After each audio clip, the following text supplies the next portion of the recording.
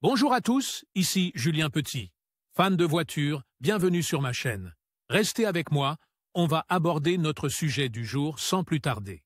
26 juin 2024, 10h21 EDT avec son design unique, qui combine les caractéristiques d'une voiture et d'un pick-up, il a été un sujet de conversation parmi les amateurs de voitures classiques. Tout au long de sa production, qui a duré jusqu'en 1987, l'El Camino a évolué en termes de design et de performance, les modèles des années 1960 et 1970 étant particulièrement remarquables. Histoire de la Chevy El Camino. La Chevy El Camino a été lancée en réponse à la Ford Ranchero, un autre véhicule hybride qui combinait les caractéristiques d'une voiture avec celles d'une camionnette. Chevrolet a conçu l'El Camino pour séduire ceux qui avaient besoin de la fonctionnalité d'une camionnette, mais ne voulaient pas sacrifier le style et le confort d'une voiture. Ce concept hybride a permis à l'El Camino de se démarquer sur un marché concurrentiel. Au cours de ces 3 décennies de production, l'El Camino a subi plusieurs transformations en termes de design et de performance. Les premiers modèles, en particulier ceux de 1959 et 1960,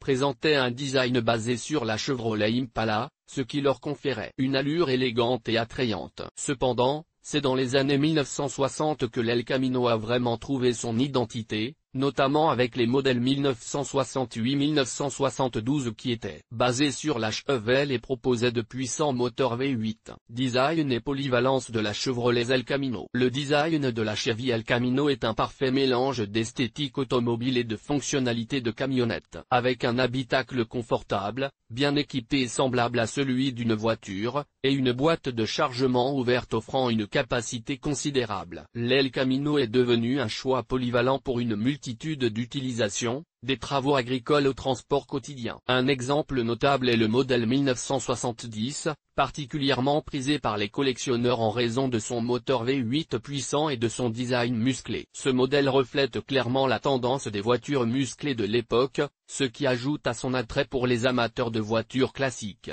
Camion classique ou non ? La question de savoir si la Chevrolet El Camino doit être considérée comme une camionnette classique est un sujet de débat récurrent. D'une part, sa capacité de chargement et son utilité pour les travaux agricoles répondent aux critères d'une camionnette. D'autre part, son design, son confort et ses options de performance la rapprochent d'une voiture de sport. Ce débat se reflète dans sa présence dans la culture populaire. La Chevrolet El Camino a figuré dans de nombreux films et émissions de télévision, souvent pour mettre en valeur sa dualité et son style unique. En outre, sa popularité dans les ventes aux enchères de voitures classiques et parmi les restaurateurs témoigne de sa valeur et de son attrait durable. L'héritage de l'El Camino.